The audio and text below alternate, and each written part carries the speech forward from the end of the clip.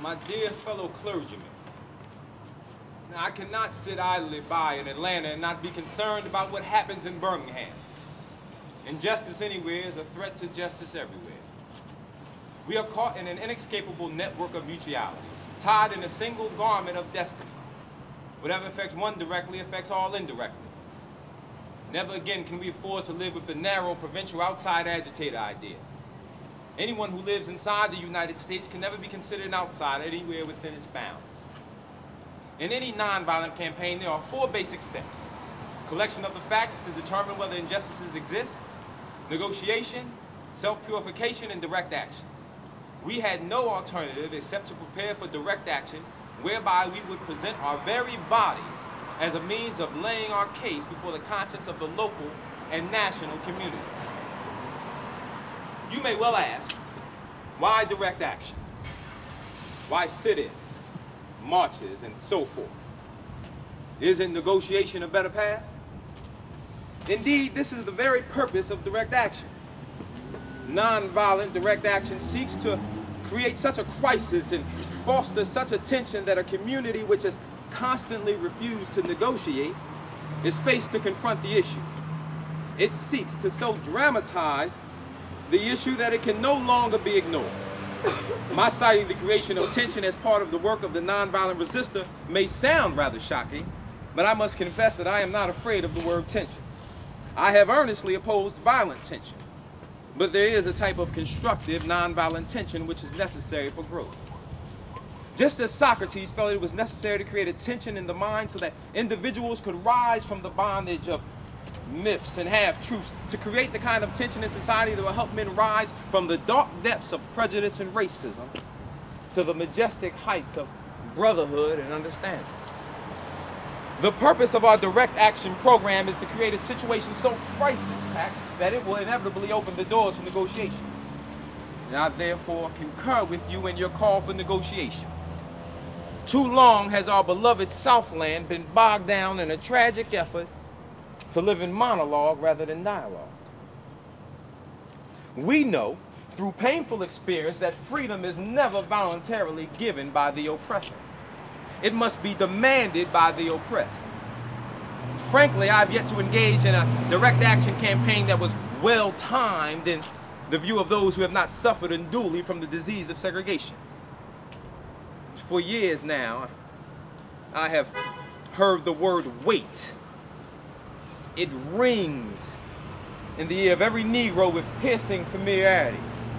This wait has almost always meant never. We must come to see, as with our distinguished jurists, that justice too long delayed is justice denied. We have waited for more than 340 years for our constitutional and God-given rights. The continents of Asia and Africa are moving with jet-like speed toward gaining political independence, but we still creep at horse and buggy pace, gaining a cup of coffee at a lunch counter. Perhaps it is easy for those who have never felt the stinging dart of segregation to say wait. But when you have seen vicious mobs lynch your mothers and fathers at will and drown your sisters and brothers at whim, when you have seen hate-filled policemen curse, kick, and even kill your brothers and sisters, when you have seen the vast majority of your 20 million Negro brothers smothering in an airtight cage of poverty in the midst of a affluent society, when you suddenly find your tongue twisted and your speech stammering as you seek to explain to your 6-year-old daughter she can't go to the amusement park that was just on television, and see tears welling up in her eyes when she is told that Funtown is closed to colored children,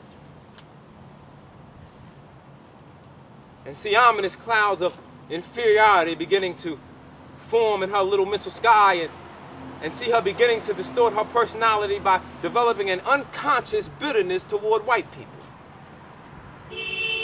When you have to concoct an answer for your 5-year-old son who is asking, "Daddy, why do white people treat colored people so mean?" When you take a cross-country drive and find it necessary to sleep night after night in the uncomfortable quarters of your automobile because no motel will have you. When you are humiliated day in and day out by nagging signs that read colored and white. When your first name becomes nigger, your middle name becomes boy, no matter how old you are, and your last name becomes John, and your wife and your mother are never given the respected title of Mrs. There comes a time when the cup of endurance runs over, and men are no longer willing to be plunged into the abyss of despair. I hope, sirs, you can understand our legitimate and unavoidable impatience. How does one determine whether a law is just or unjust? A just law is a man-made code that squares with the moral law or the law of God. An unjust law is a code that is out of harmony with the moral law. To put it in the terms of St. Thomas Aquinas, an unjust law is a human law that is not rooted in eternal and natural law. Any law that uplifts human personality is a just law. Any law that degrades human personality is an unjust law. All segregation statutes are unjust because segregation distorts the soul and damages the personality. Sometimes a law is just on its face and unjust in its application. For instance, I have been arrested on a charge of parading without a permit. Now, there is nothing wrong in having an ordinance which requires a permit for a parade, but such an ordinance becomes unjust when it is used to maintain segregation and to deny citizens the First Amendment privilege of peaceful assembly and protest.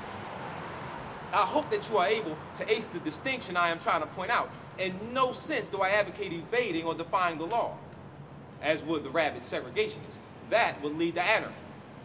One who breaks an unjust law must do so openly, lovingly, and with a willingness to accept the penalty.